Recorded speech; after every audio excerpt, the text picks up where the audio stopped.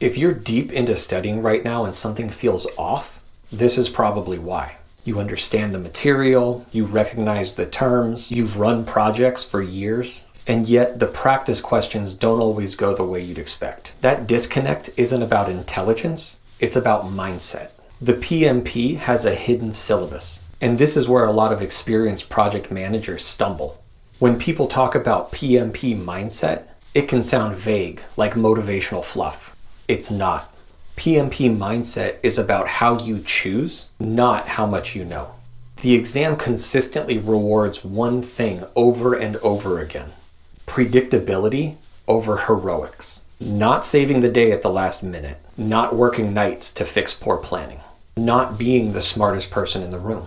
The PMP assumes that chaos is a failure of the system and not a badge of honor. And that's uncomfortable if you've built a career on being the one who steps in when things go wrong. At this point, you might be thinking, but that's what I'm paid to do. In real life, sometimes yes. On the PMP exam, that will cost you points.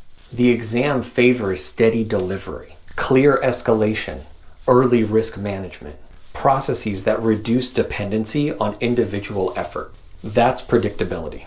The same thing shows up with leadership style.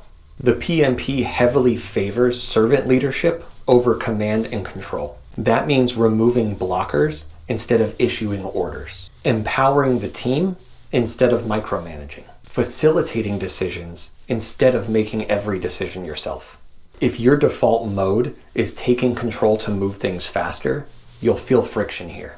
And that's exactly why experienced PMs often struggle more than new ones. You have habits. They've worked, they've been rewarded, but the PMP is asking a different question. Not what would you do to get this done, but what would you do to build a system that works even when you're not the hero? That's the shift. This is where supplementing your learning actually helps. I use targeted mindset content alongside my study materials, especially short explanations that reframe how PMP questions are written. I used a short Udemy crash course at this stage and it was genuinely helpful. Just know that Udemy PMP courses are going away in 2026.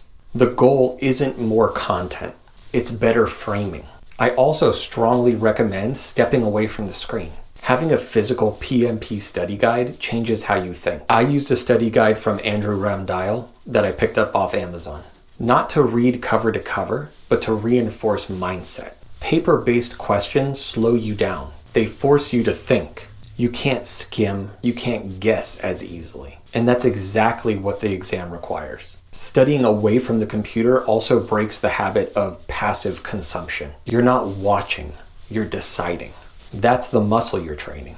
If you're wondering why a question has 4 almost right answers, that's intentional. The exam isn't asking what could work. It's asking what best aligns with predictability, servant leadership, risk reduction, and value delivery. So when you feel stuck, don't ask, what would I do in real life? Ask, what choice reduces dependency on me? That question alone will change your scores. Because the PMP doesn't reward cleverness, it rewards consistency. And once you internalize that, the exam stops feeling tricky and starts feeling very honest about what it's actually testing.